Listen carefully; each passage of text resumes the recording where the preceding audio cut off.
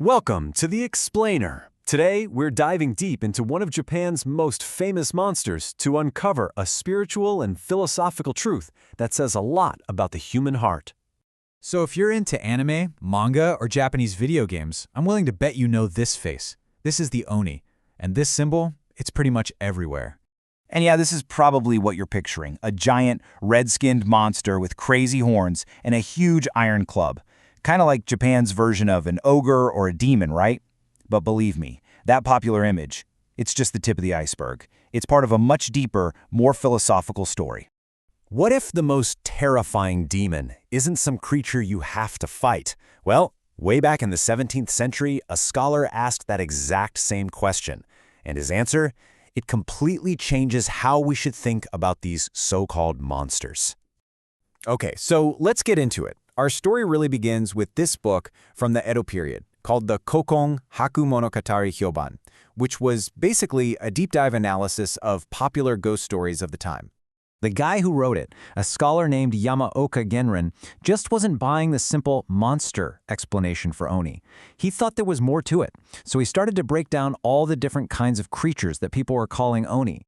And he came up with 4 main types. First, you've got ghosts and spirits. Second, there are these Buddhist demons or deities from another dimension. Third, you have what he called fake Oni. Like shape-shifting animals trying to trick you. But it's this last one. This is where it gets really fascinating. Humans who have transformed into Oni. Now, for Genrin, this wasn't just some other category on the list. No, he argued that this last type, the human-turned Oni, was actually the most important, and honestly, the most dangerous one of them all.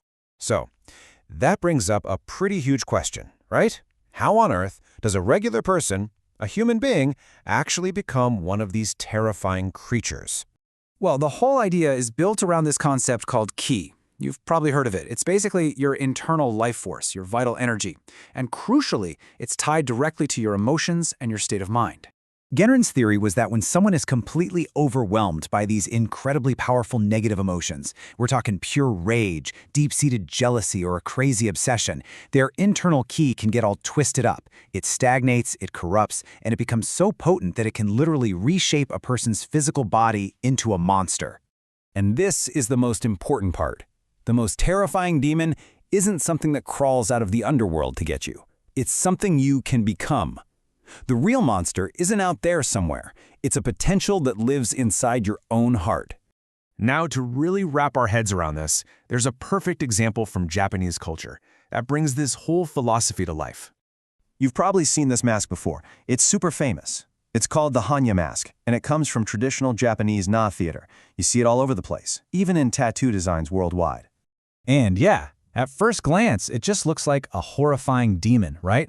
It's got the horns, the sharp teeth, the whole deal. But that's not its true identity. The Hanya mask actually represents a human woman, one whose soul was so completely eaten away by sadness and jealousy that she transformed into an Oni. This is such a powerful symbol of Genrin's whole idea. It shows us that in Japanese culture, the line between intense human feeling and monstrous transformation is razor thin.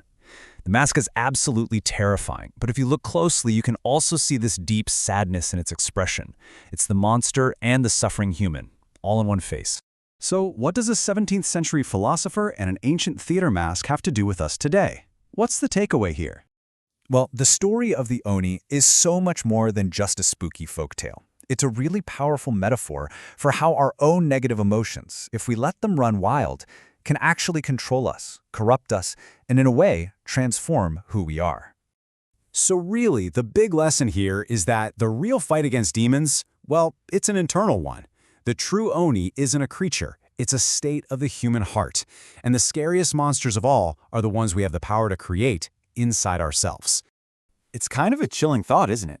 Because if this centuries-old wisdom is right, and you let that stagnant, angry energy take over, the next person to grow horns might just be you.